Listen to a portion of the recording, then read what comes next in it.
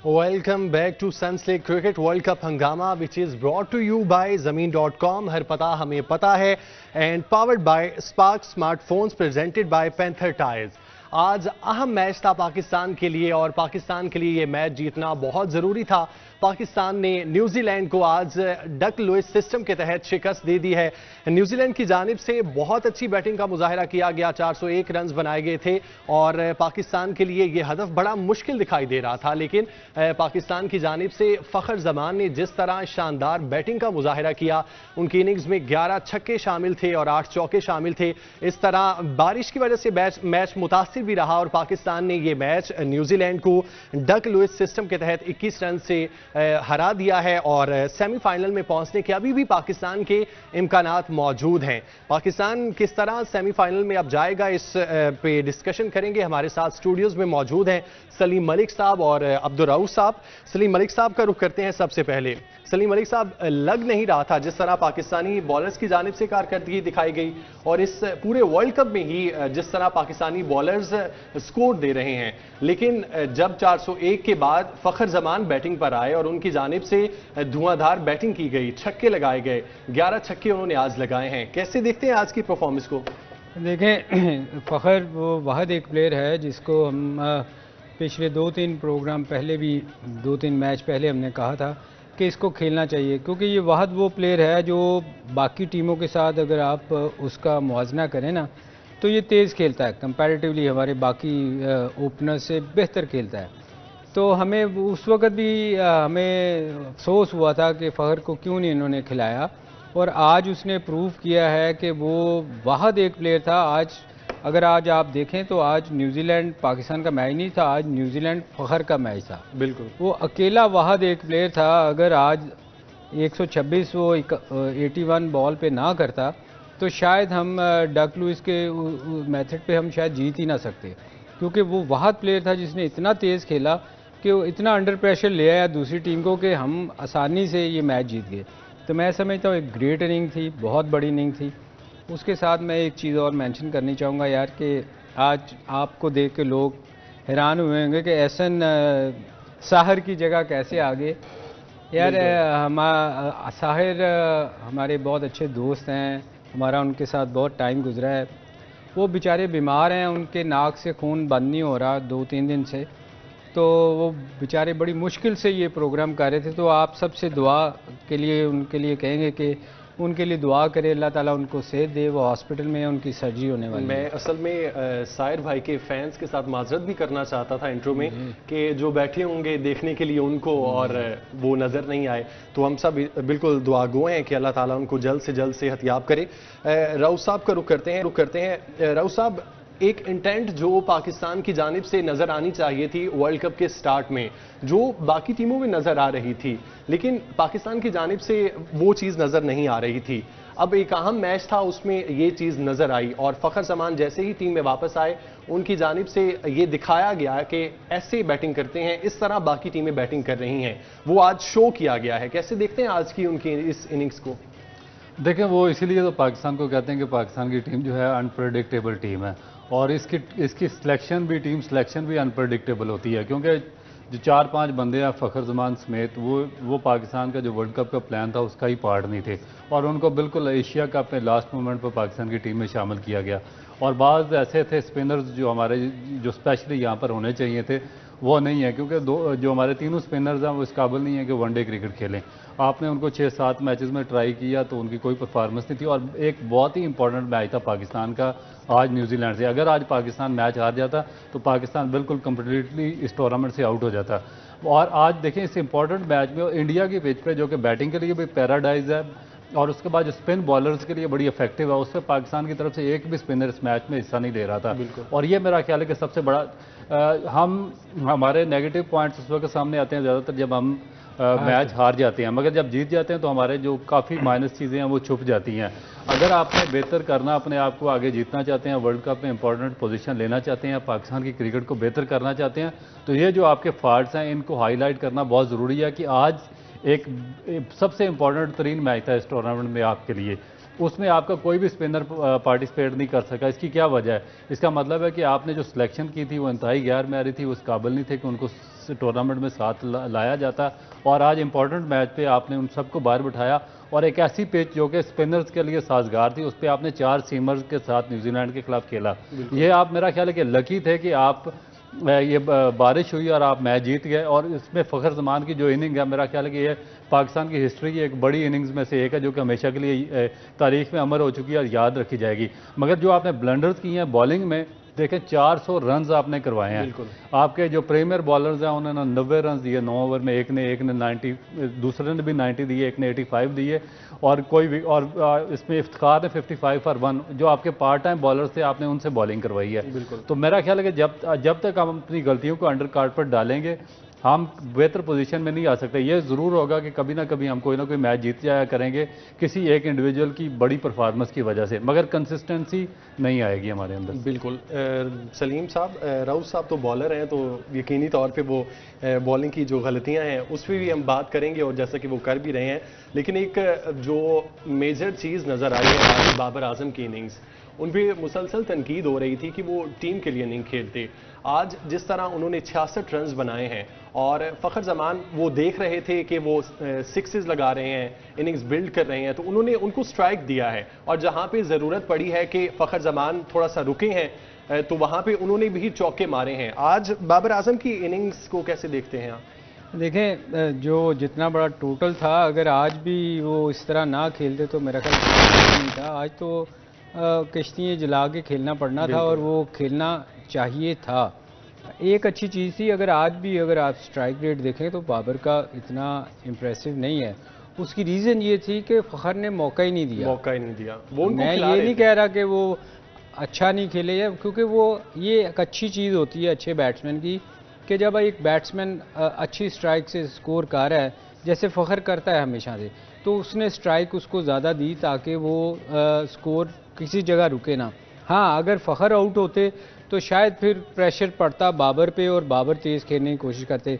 मगर शुक्र है कि इस सिचुएशन में हम नहीं आए, क्योंकि अभी भी 200 स्कोर पड़ा था, और अगर फ़खर आउट किसी वक्त भी होते तो हम अंडर प्रेशर ज़रूर आते। अच्छा, फ़खर की जैसा कि आप बात कर रहे हैं, असल प्रॉब्लम क्या फ़खर आउट ऑफ फॉर्म थे या कुछ तकनीकी वजूहात थी? जैसा कि एशिया कप में भी हमने देखा, फिर वार्म अप मैचेस में हमने देखा, फिर जो पहला मैच उन्होंने खेला वो उस तरह परफॉर्म कर ही नहीं रहे थे। ऐसा लग ही नहीं रहा था कि वो इंटरनेशनल मैच खेल रहे हैं। लेकिन अब बीच में गैप के बाद जब कुछ मैचेस का उन्होंने रेस्ट किया है, उसके बाद वापस आए हैं, तो वही फ़खर जमान दोबारा से हमें नजर आए हैं जो हम एक्सपेक्ट करते हैं कि वो परफॉर्म करें और खेलें। देखें, फ़खर जैसा प्लेयर है ना, वो आपको कभी भी कंसिस्टेंट नज़र नहीं आएगा। अब उसमें आएंगे पैचेस आएंगे, कभी वो स्कोर करेगा, मगर जिस दिन वो करेगा वो इसी तरह करेगा, क्योंकि वो प्लेयर है जो इंडिविजुअल अपने लिए नहीं खेलता। बिल्कुल। बहुत सारे प्लेयर हैं जो आके पहले इनिंग बिल्ड करते हैं, 1-1, 2-2 से शुरू होते हैं। ये तो बांग्लादेश के मैच के बाद भी फ़खर ने कहा था कि अगर मैं सेंचुरी करना चाहता तब भी मैं कर सकता था, लेकिन चूंकि हमने नेट रन रेट ज़्यादा करना था, बेहतर करना था, तो फिर मुझे तेज़ खेलना पड़ा। क्योंकि वो प्लेयर ऐसा है, वो खेलता है टीम के लिए, और वो जब भी आप उसको देखेंगे, जिस मैच में भी देखेंगे, या वो आउट हो जाएगा या वो तेज़ खेलेगा, क्योंकि वो खेलता टीम के लिए। जिस सिचुएशन में जैसी ज़रूरत होती है, उसकी क्लास है कि वो उसी हिसाब से खेलता है। वो विकेट लूज़ होने से वो नहीं डरता, और इसीलिए आपने देखा होगा बहुत सारे मैचेस में उससे स्कोर क्यों नहीं हुई। अगर वो चाहता तो सिंगल करके अपनी इनिंग बिल्ड कर सकता था, मगर वो चूँकि कुछ प्लेयर ऐसे होते हैं जो अटैक करते हैं, वो खेलते ही उनका गेम ही खुला होता है। आप न्यूजीलैंड के देख लें, बहुत सारे ओपनर्स देख लें, वो डिकॉक को देख लें, वो आके आप पे अटैक करता है हमेशा। उस अटैक से फ़ायदा ये होता है कि बॉलर अंडर प्रेशर आ जाता है। तो मेरा ख्याल फ़खर एक ऐसा प्लेयर है जो हमारी टीम में जो कभी भी जब भी चलेगा वो इसी तरह खेलेगा, वो रुक के नहीं खेल सकता। बिल्कुल। अच्छा राउफ भाई, ये इंटेंट जो फ़खर जमान की है, जिस तरह सलीम साहब बात कर रहे थे, ये हमें बाकी प्लेयर्स में क्यों नहीं नजर आती? हमने देखा इससे पहले इमामुल हक भी टीम में शामिल थे, ऐसा लगता था कि वो अपने लिए खेलते हैं, वो अपनी एवरेज के लिए खेलते हैं। हालांकि कोई भी प्लेयर ऐसे नहीं चाहता कि वो टीम के लिए परफॉर्म ना करे। बाकी प्लेयर ऐसा क्यों नहीं सोचते? क्या उनको टीम में जगह बनाने की होती है कि अगर वो आउट हो गए तो वो टीम से निकाल दिए जाएंगे? देखिए मेरा ख्याल है कि ये एक हैबिट है कि आपको मैच जितवाने की और टीम के लिए खेलने की, जो कि डेवलप करनी पड़ती है right from the grass root level. आप अगर अपना पिछला 5 साल का ग्रास रूट का ढांचा उठाकर देखें तो उसमें इन्होंने 6 टीमों का एक स्ट्रक्चर बनाया था और उसमें फिर कंपटीशन बहुत ज़्यादा आ गया था, यानी कि एक ही टीम थी, उसमें कोई 10 से टेस्ट प्लेयर खेल रहे थे और बाकी 2-4 जो पुराने फर्स्ट क्लास प्लेयर थे वो खेल रहे थे। अब हुआ क्या कि उस जो पिछले 3 साल में आपके डोमेस्टिक के फर्स्ट क्लास के 98% मैचेस ड्रा पे ख़त्म हुए। उसकी वजह क्या थी कि हर प्लेयर की ये कोशिश थी कि वो कोई 200 बॉलें खेल के 50-60 रन करे, उसकी एवरेज बेहतर है ताकि उसको इस साल का भी कॉन्ट्रैक्ट मिले और अगले साल का भी कॉन्ट्रैक्ट मिल जाए। अब डिपार्टमेंट क्रिकेट खत्म हो चुकी थी, प्लेयर्स के पास कमाने के लिए सिर्फ एक ऑप्शन बचा था, रीजनल क्रिकेट, जो कि पाकिस्तान की हाईएस्ट लेवल की क्रिकेट है, जहाँ से लोग पाकिस्तान की टीम में आते हैं परफॉर्म करके। अब हर बच्चे की ये कोशिश थी कि मैं किसी न किसी तरीके से अपनी पोजीशन सेव करूं अगले सीज़न के लिए। अब जब आप कंसिस्टेंट बेसिस पे इस तरह के कंपटीशन डोमेस्टिक में करवाते हैं तो वो एक आदत बिल्ड होती जाती है आपके अंदर। जब वो आदत डेवलप होती है तो वही आप कल्चर लेकर पाकिस्तान की टीम में आते हैं। तो वहाँ भी यही कल्चर आपको नज़र आया कि जो मोस्ट ऑफ द प्लेयर्स थे वो अपने लिए सेल्फिश इनिंग खेल रहे थे, उनके लिए पाकिस्तान प्रायोरिटी नहीं थी, उनकी अपनी ज़ात प्रायोरिटी थी। ये जिस कल्चर की बात आप डोमेस्टिक में कर रहे हैं, ये कोई अभी की बात नहीं है, ये पिछले कई सालों से यही चीज़ चली आ रही है। तो इस पे काम क्यों नहीं होता है? हमने इस डोमेस्टिक में भी देखा, जो टेस्ट खेले गए हैं वहां पे भी यही 600-700 स्कोर बन रहे हैं। अब ओडीआई की बात आई है तो वहां पे बॉलिंग पिचेस हमें नजर आ रही हैं। हमने देखा जो नसीम शाह के भाई, उन्होंने भी 6 विकेटें ली हैं और 50 पे 6 आउट हो रहे हैं, 70 पे ऑल टीम आउट हो रही है। तो ये चीजें बेहतर क्यों नहीं की जाती, जबकि देखते हैं कि इंटरनेशनल लेवल पे इस तरह की परफॉर्मेंस हो रही है? देखें वो जहाँ की आप देखें जो ऑस्ट्रेलिया या न्यूजीलैंड का या इंग्लैंड का स्ट्रक्चर है वो क्यों डिफरेंट है। वहाँ पे जो कोचेज हैं वो हाईली क्वालिफाइड है, वो एजुकेटेड हैं, उनको पता है कि हमने इस जगह से कहीं नहीं जाना, हमारी जगह सिमेंटेड है और वही स्ट्रक्चर में रोल होते रहते हैं। उनको प्रेफरेंसेस मिलती हैं उनकी क्वालिफिकेशन पे, यहाँ पे प्रेफरेंसेस मिलती हैं आपकी दोस्ती यारी पे और ओब्लिगेशन पे। जब ओब्लिगेशन का खेल यहाँ पे चलेगा, आप अपने अपने बंदू को ओब्लाइज करेंगे कोचिंग में, तो वो फिर इस तरह के रिजल्ट सामने आएंगे। वो क्या करते हैं, वो कोचेज प्लेयर्स के लिए पाकिस्तान के मुफाद में पिक्चर नहीं तैयार करते, वो अपने मुफाद में देखते हैं कि अगर मैं किसी ना किसी तरीके से मेरी टीम क्वालिफाई कर जाए और मुझे पाकिस्तान की ए टीम, अंडर 19 या पाकिस्तान की जूनियर टीम का टूर मिल जाए एज ए कोच। वो ये नहीं देखते कि 20 मेरी वजह से मुझे याद है कि मैं जब खेलता था फर्स्ट क्लास तो पिंडी इस्लामाबाद के लड़के क्या शिकायत करते थे, पूरे 10 मैचेस के बाद जो हाईएस्ट स्कोरर था उसके 200 रन थे। मैंने कहा जी ये क्या, आपके तो बड़े अच्छे प्लेयर है। वो कहते हैं हमारा कोच ग्रीन विकेट बनाता है, तो वो समझता है कि किसी ना किसी तरीके से उसकी टीम, सीमर उनके पास अच्छे थे, दूसरी टीम को आउट कर दे जल्दी, उनकी टीम वो चैंपियन ट्रॉफी जीती है, काजन ट्रॉफी, और उस कोच को पाकिस्तान क्रिकेट बोर्ड किसी जगह पे ओब्लाइज कर दे। मसलन को उसको कोई परवाह नहीं कि उसकी टीम किस तरह खेलती है, उसको परवाह थी सिर्फ अपनी ज़ात की। और ये पूरे पाकिस्तान में ये स्ट्रक्चर फ्लॉरिश कर रहा है। जब तक आप इसको डिमोलिश नहीं करेंगे और मेरिट पर काम नहीं करेंगे, मेरिट पर लोग नहीं लाएंगे, आपका ये स्ट्रक्चर कभी भी प्रिवेल नहीं करेगा। अच्छा सलीम भाई, बात करेंगे पाकिस्तान की आज की बॉलिंग की और आज की क्या पूरे वर्ल्ड कप की बॉलिंग की, लेकिन आगाज़ वहीं से करेंगे जहां से रऊफ भाई ने छोड़ा है, डोमेस्टिक स्ट्रक्चर। हमने देखा कि जो इंडिया के बॉलर हैं, आप सिराज की एग्जांपल उठा के देख लें, आप उनके डोमेस्टिक मैचेस देख लें, उन्होंने कितने खेले हैं, जिसके बाद वो इंटरनेशनल लेवल पे खेलने के लिए आए। आप हारिस रऊफ के देख लें, शाहीन के देख लें, उन्होंने कितने खेले हैं। तो क्या वजह यही है कि आप इंटरनेशनल लेवल पे फिर उस तरह से परफॉर्म नहीं कर पाते, क्योंकि आपने डोमेस्टिक ही नहीं खेला होता, आपने सीखा ही नहीं होता? यार ये हम ना ऐसे पिछले कई दिनों से इस पे बात कर रहे हैं कि होता क्या है कि ये जो लीग क्रिकेट हो रही है, इसमें इतना ज़्यादा ये लोग खेल रहे हैं 20 ओवर के मैचेस कि इनको आदत ही नहीं है 10 ओवर करने की। मैं हमेशा बार बार कहता हूँ इनको 2.5 मैच खेलने पड़ रहे हैं। 4-4 ओवर की आदत होती है ना, तो जब 10 ओवर करने पड़ते हैं तो बड़ी मुश्किल होती है। वो रऊफ और हम पिछले कई दिनों से ये कह रहे हैं कि ये कोई लॉ होना चाहिए, कोई ऐसा कि आपको डोमेस्टिक क्रिकेट जो बंदा नहीं खेलेगा, हाँ लीग क्रिकेट जिसने खेलनी है उसकी टीम अलग होनी चाहिए उसके लिए, क्योंकि ये रुक नहीं सकती, क्योंकि इतनी दुनिया में ये फैल चुकी है लीग क्रिकेट। इसके लिए 20 के ओवर्स के मैचेस के लिए टीम आपको सिलेक्ट नहीं करनी चाहिए 50 ओवर टेस्ट मैच के लिए। क्योंकि होता क्या है कि जब कोई बंदा एक सीज़न 2 या 3 50 करता है ना, तो हम में से ही बैठ के लोग और मीडिया इतना शोर मचाता है उसके लिए कि ये पाकिस्तान को पता नहीं क्या मिल गया, विव रिचर्ड मिल गया। उसके बाद होता क्या है कि उससे बेचारे से स्कोर नहीं होता। आपने पीएसएल के कई ऐसे प्लेयर्स को देखा होगा जो कि पीएसएल में परफॉर्म की बेस पे इंटरनेशनल लेवल पे उनको सिलेक्ट किया गया और इंटरनेशनल लेवल पे आके उन्होंने इतनी मार खाई कि वो दोबारा कभी नजर नहीं आए। हम पाकिस्तान की बॉलिंग लाइन पे बात करेंगे जो आज के मैच में पाकिस्तानी बॉलर्स ने बॉलिंग कराई है और पूरे वर्ल्ड कप में ही यही रूटीन देखी गई है। लेकिन अभी एक ब्रेक का वक्त हुआ है, ब्रेक के बाद वापस आएंगे।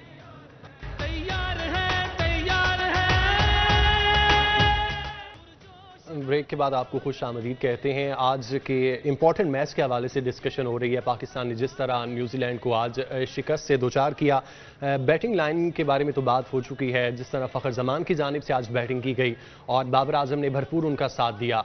लेकिन पाकिस्तानी बॉलिंग लाइन जो कि इस पूरे वर्ल्ड कप में मुसलसल लैग कर रही है। आज के मैच के हवाले से भी बताएं तो शाहीन शाह अफरीदी ने आज 10 ओवर कराए, कोई विकेट हासिल नहीं की और 90 रन उन्होंने दिए। हसन अली की जानिब से एक विकेट ली गई 10 ओवर में, लेकिन 82 रन उन्होंने दिए। जबकि हारिस राउफ जो कि इस पूरे वर्ल्ड कप में ही महंगे बॉलर साबित हो रहे हैं, उन्होंने 10 ओवर में 85 रन दिए और एक विकेट हासिल की। जबकि मोहम्मद वसीम जूनियर, जिनको चांसेस तो कम ही मिले हैं इंटरनेशनल लेवल पे, लेकिन वो स्क्वाड के साथ हमेशा से सेलेक्ट होते आए हैं, 10 ओवर में उन्होंने 60 रन दिए और 3 विकेटें हासिल की। जबकि इफ्तिखार अहमद जो कि एक वाहिद 5वें बॉलर थे आगा सलमान के साथ, जिन्होंने 8 ओवर में 55 रन दिए और एक विकेट हासिल की। आगा सलमान ने भी आज 2 ओवर किए और 21 रन दिए। अब्दुर्रऊफ साहब से इस मुतालिक बात करते हैं। अब्दुर्रऊफ साहब, वही जिस तरह हम ब्रेक से पहले बात कर रहे थे, डोमेस्टिक स्ट्रक्चर वही पाकिस्तान का वीक है। वहाँ से कोई परफॉर्मेंस निकलती नहीं है, कोई प्लेयर वहाँ पे खेलता नहीं है। क्या ये जो सारी लाइन आज बॉलिंग लाइन वर्ल्ड कप में सेलेक्ट है, जो आज के मैच में खेली हुई है, क्या इन्होंने डोमेस्टिक खेले हुए थे? क्या इनको डोमेस्टिक बेस पे सेलेक्ट किया गया जो आज परफॉर्म करते या ना करते, वो सवाल बाद में होता। हम शाहीन से आगाज़ करते हैं। शाहीन शाह अफरीदी, जो शाहीन नज़र आते थे ना इस वर्ल्ड कप में वैसे नज़र आए, हालांकि वो 15 विकेटें ले चुके हैं, लेकिन जैसा कि वो पहला ओवर आके कराते थे, हर जो बैट्समैन होता था वो उनसे डरता था। ऐसे ही हमने श्रीलंका में भी देखा, जो श्रीलंकन जो परफॉर्मेंस वहाँ पे इनकी थी, वहाँ पे इंडिया के खिलाफ तो इनकी अच्छी परफॉर्मेंस थी, लेकिन बाकी जो मैचेस थे शाहीन कहाँ पे लैग कर रहे हैं। इनकी स्पीड भी आपने देखा 140-42 पे करवाते थे, जो कि अब 34-35 पे आ चुकी है। क्या वजह है? क्या जो ज़्यादा खेलना है, टेस्ट भी खेलते हैं, वनडे खेलते हैं, इनको रेस्ट नहीं दिया जाता, T20 खेलते हैं, फिर लीग्स भी खेलते हैं, क्या ये वजह है कि इनकी स्पीड कम हो गई है, उस तरह से परफॉर्मेंस नहीं दे पा रहे? देखें, जो शाहीन और हसन का मामला ये बाकी फास्ट बॉलर से थोड़ा सा डिफरेंट है, क्योंकि शाहीन ने भी फर्स्ट क्लास क्रिकेट खेली है, केरल से खेलता रहा और ये काफ़ी लंबी से फर्स्ट क्लास क्रिकेट खेली और अर्ली ऑन बहुत अच्छा था। ये इसको बॉलिंग की भी सेंस थी, ये टेस्ट क्रिकेट भी खेलता रहा, इसने वनडे भी खेली, इसने T20। मगर प्रॉब्लम क्या हुआ कि जब ये अनफिट हुए, इनका जो नी का लेगामेंट था वो डैमेज हुआ, उसके बाद इन्होंने साथ रखा, इससे रेस्ट नहीं करवाई, वो मज़ीद डैमेज हुआ। उसके बाद फिर जब रिहेबिलिटेशन करवा कर ये वापस आए हैं तो फिर इन्होंने दोबारा लंबी क्रिकेट खेलनी शुरू कर दी। बजाय कि ये दोबारा फर्स्ट क्लास में जाते, अपना जो इनका एक्शन था उसको मुकम्मल करते, ये बहुत ज़्यादा वो लीग क्रिकेट खेलना शुरू हो गए। लीग क्रिकेट की वजह से इनका वो जो बॉलिंग की एक लेंथ होती है जो कि 50 ओवर्स की क्रिकेट में यूटिलाइज होती है, वो बन ना सकी। अब ये T20 के हिसाब से बॉलिंग करते हैं।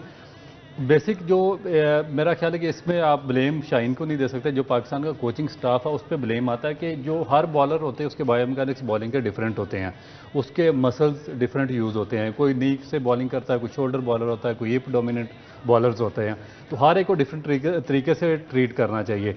ये बेसिकली हैं नी डोमिनेंट बॉलर जो शाहीन अफरीदी हैं।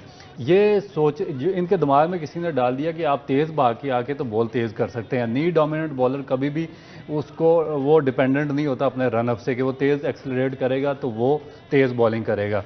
वो डिपेंडेंट होता है सारा अपने नी पे कि किस हद तक वो अपने बैकफुट नी पे वो प्रेशर डालता है और उसके बाद डिलीवर करता है। ये अब क्या करते हैं, ये क्योंकि अपना जो फ्रंट लेग है उसको बचाने की कोशिश कर रहे हैं, जो इनका पीछे वाला नहीं है वो थोड़ा सा कोलैप्स हो रहा है, और ये उस खामी को दूर करने की बजाय ये कोशिश कर रहे हैं कि ये तेज़ भाग के बॉलिंग करने की कोशिश कर रहे हैं, जिसकी वजह से इनकी जो स्पीड है वो भी 5-6 यार्ड कम हो गई है और इनकी लेंथ थोड़ी सी पीछे आ गई है। लेंथ पीछे आ गई है तो अब इनको चाहिए कि जब स्पीड कम हुई है तो ये फिर एक्यूरेट हो जाए, लाइन लेंथ पे बॉलिंग करें। मगर इनके दिमाग में अभी वही स्पीड है 145-144। अब ये उस लेंथ पे बॉलिंग करते हैं तो वहाँ पे इनको रन कंसीड होते हैं। तो अब ये मेरा ख्याल है कि किसी जो अगर कोई अक्लमंद बंदा वहाँ पे बैठा हो तो वो उनको अच्छे तरीके से गाइड कर सकता है या समझा सकता है, क्योंकि ये टू अर्ली अपने कैरियर की स्टेज में है। इस वक्त तो ना तो बॉलर को इतना ज़्यादा अपनी बॉडी का पता होता है और ना वो इतना ज़्यादा अपने आप को हैंडल कर सकता है। तो ये प्रॉब्लम है। मेरा ख्याल है कि पाकिस्तान क्रिकेट बोर्ड को ये चीज़ देखनी चाहिए कि और अच्छा कोई उनके साथ जो कोच है उसको हायर करके लगाना चाहिए ताकि उसकी जो बेसिक है उसको ठीक करें। अच्छा ऐसा सॉरी मैं इसको ऐड कर दूं, देखें जब आप अनफिट होते हैं ना कोई भी किसी भी फॉर्म ऑफ क्रिकेट में, चाहे T20 हो 50 ओवर्स हो, तो आपको खुद पता होता है कि मैं फ़िट हूँ कि नहीं हूँ। आप खुद डिसाइड आपको करना चाहिए। अब आजकल हो क्या रहा है, क्योंकि T20 में लीग में पैसा इतना ज़्यादा है कि आप ना उसको छोड़ते नहीं। बिल्कुल। जब आप छोड़ते नहीं तो आप अपनी इंजरी के साथ खेलते रहते हैं, फिर वो इतनी ज़्यादा ख़राब हो जाती है। आप शहीन के साथ क्या प्रॉब्लम हो रही है, वो उस पेस से, जैसे अभी आपने कहा कि 140 पे करते थे, अब 136 37 से ऊपर नहीं जा रहे। जब वो नया बॉल, आप खुद कह रहे थे कि जब नया बॉल करते थे उस पर आउट करते थे, उसकी रीज़न ये थी कि वो पेस से डिसीव करते थे बैट्समैनों को। अब चूँकि पेस कम हो गई है इसलिए लोगों को मुश्किल नहीं हो रही उनको खेलने में। तो मेरा ख्याल है अगर कोई भी प्लेयर अगर अपने साथ और टीम के साथ सिंसियर हो तो उसको कभी भी फिटनेस लेवल पे ना कॉम्प्रोमाइज़ नहीं करना चाहिए। उसको ये देखना चाहिए कि यार ये मेरे लिए भी नुकसानदेह है, टीम के लिए भी है। और बाकी रऊफ वगैरह की अगर आप बात करें तो ये देखें ये फर्स्ट क्लास इतनी ज़्यादा नहीं खेले हुए। मेरा ख्याल रऊफ बहुत थोड़े मैचेस कुछ मैचेस खेले हैं। बिल्कुल। अब उनको हम पिछले भी काफ़ी दफ़ा बात कर चुके हैं, जब ये फिर लंबे ओवर्स के लिए जाते हैं ना तो ये स्ट्रगल करते हैं, फिर इनकी लाइन पीछे को आनी शुरू हो जाती है। जैसे रऊफ कह रहे थे कि आगे बॉल गिरती नहीं है, और एक तो वैसे भी वो बहुत पीछे से बॉल करता है, और आप अक्सर देखें शॉर्ट पिच बॉल, उसकी अक्सर शॉर्ट पिच बॉल गिरती है। उसकी रीज़न ये है। मैं माजरत आपको काटने के लिए आपसे भी जवाब चाहूँगा और आपसे भी चाहूँगा कि हारिस, रऊफ अक्सर जब बॉल करते हैं तो एक मेरे अपने माइंड में एक चीज़ आती है कि शायद वो अभी तक टेप बॉल की मेंटालिटी से निकल नहीं सके।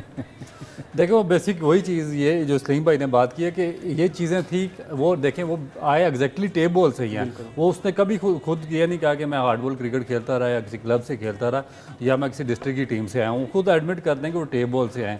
आगे जो आपका कोचिंग स्टाफ है वो किस लिए बिठाया हुआ है? जब आपने उसको पाकिस्तान के लिए तैयार करना, आप उसको मेगा इवेंट्स खिलाने हैं, आपने उसको 50 ओवर्स क्रिकेट खिलानी है, तो फिर आपको थोड़ा सा उसमें जो उसका क्या उसको कहते हैं चेंजिंग लानी चाहिए थी। जो उसका एक्शन था उसको बेहतर करना चाहिए था। अब वो उसी एक्शन से, जिस तरीके से वो टेप बॉल पकड़ के भागता था, एक साइड पे भागते हैं, उसी तरीके से भागते हैं। अब टेप बॉल में ये है कि आप नो बॉल से बचने के लिए पीछे से बॉलिंग करते हैं, तो वो कोई 2 फुट क्रीज से पीछे से बॉलिंग करता है, जिसकी वजह से उसकी जो लेंथ है वो ऑटोमेटिकली पीछे आ जाती है, शॉर्ट आ जाती है। पेस उसकी ज़्यादा है तो बैट्समैन को इतनी स्ट्रगल नहीं करनी पड़ती, उसको जस्ट मीट करना पड़ता है और उसको बाउंड्रीज वगैरह लग जाती हैं। तो ये चीज़ें जो कोचिंग स्टाफ देखे ना, ये अभी नहीं आया, 3-4 साल से तो हैं टीम के साथ। तो 3-4 साल में आपने करोड़ों रुपया तो कोचिंग स्टाफ पे खर्च किया ना। अगर वो यही चीज़ नहीं इम्प्रूव कर सकते तो इसका मतलब है कि फिर आपने जो कोचिंग स्टाफ वहाँ पे रखा हुआ वो म्यारी नहीं है, वो इस काबिल ही नहीं है कि वो प्लेयर्स को ट्रेन कर सकें। अच्छा सलीम भाई, मैनेजमेंट है कहाँ पे? 40 ओवर फास्ट बॉलर्स ने कराए हैं, आज आपने कितने यॉर्कर देखे? अगर मार पड़ रही थी, सारे फास्ट बॉलर को मार पड़ रही थी, कितने यॉर्कर कराए गए फास्ट बॉलर की तरफ से? यार ये विकेट वैसे तो 4 फास्ट बॉलरों के लिए थी नहीं, अगर हो गए सर ठीक है, आपको मार पड़ रही है, आप स्ट्रेटजी चेंज करें, देखें जब आपने लंबी जैसे हम बार बार कह रहे हैं लंबी बॉलिंग ना की हो ना, तो आप यॉर्कर कर नहीं सकते। आपकी स्ट्रेंथ ही नहीं होती इतनी कि आप उस आगे बॉल फेंक सकें। ये रिवर्स स्विंग होएगी तो यॉर्कर होएंगे, हमारी रिवर्स स्विंग होती नहीं।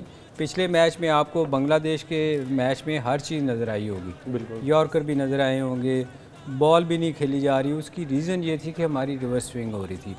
तो जब तक आप लंबी बॉलिंग नहीं करेंगे फर्स्ट क्लास में जाके, आपकी स्ट्रेंथ नहीं होएगी तो आप आगे बॉल नहीं कर सकते। फिर आप भागते हैं, फिर फास्ट बॉलर की कोशिश होती है कि मैं किसी तरह मैं बच जाऊं, ओवर मेरा निकल जाए, तो उसमें फिर मार आपको अच्छा बैट्समैन तो नहीं जाने देगा ना। तो हम बार बार इसलिए कहते हैं, देखें आज हम मैच जीते हैं ना, चीज़ें हमारी छुप गई। बिल्कुल 400 स्कोर के बावजूद हम सिर्फ फ़ख्र को प्रेज़ कर रहे हैं, उसकी इनिंग को याद कर रहे हैं।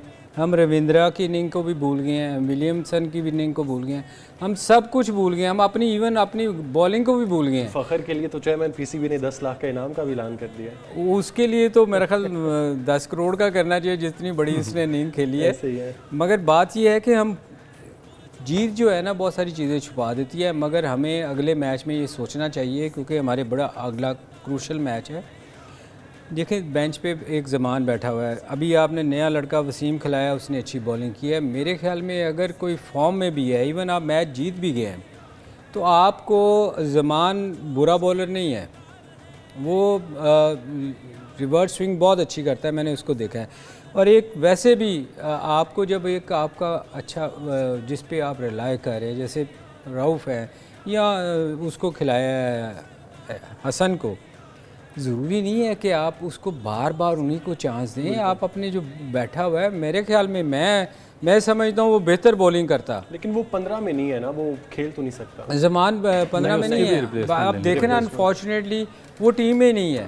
अगर जो 3 स्पिनर टीम में रखे हुए हैं उनकी जगह ही नहीं बन रही बेचारों की। अगर वैसे मैं बताऊं, मुझे वो लड़का ज़मान बड़ा पसंद था। इनको आप देखें ना, हम बार बार कहते हैं यारी दोस्ती में सिलेक्शन ही हमारी ठीक नहीं होती। ठीक है, अब 3 स्पिनर्स पे आ जाएं। अच्छा, स्पिनर्स पे माजरत आपको तल्ख कलामी के लिए, स्पिनर्स पे हम बात करते हैं, लेकिन अभी एक ब्रेक का वक्त हुआ है। ब्रेक के बाद दोबारा आएंगे और पाकिस्तानी स्पिन डिपार्टमेंट पे बात करेंगे, किस तरह वर्ल्ड कप में इनकी परफॉर्मेंस रही।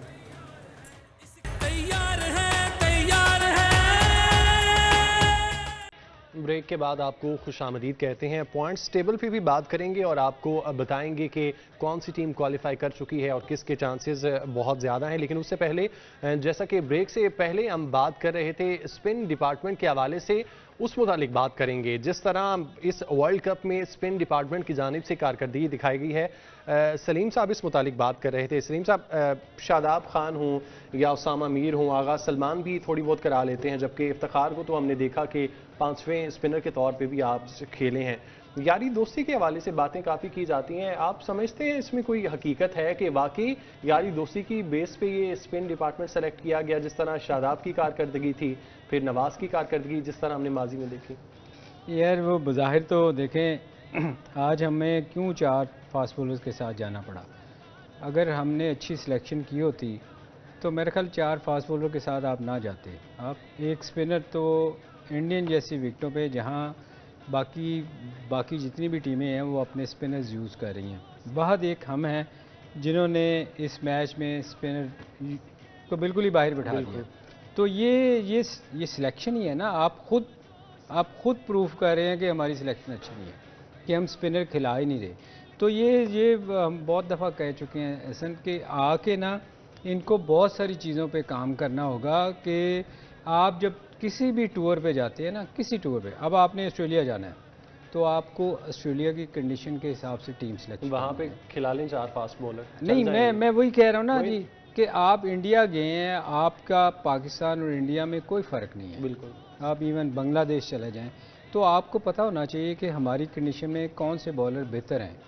तो आप अगर सिलेक्शन, अगर जो आप बात कर रहे हैं यारी दोस्ती में, वो हम पता नहीं कितनी दफ़ा कह चुके हैं कि अगर आप अपने दोस्तियाँ निभाएंगे तो फिर आपको छुपाना पड़ेगी चीज़ें।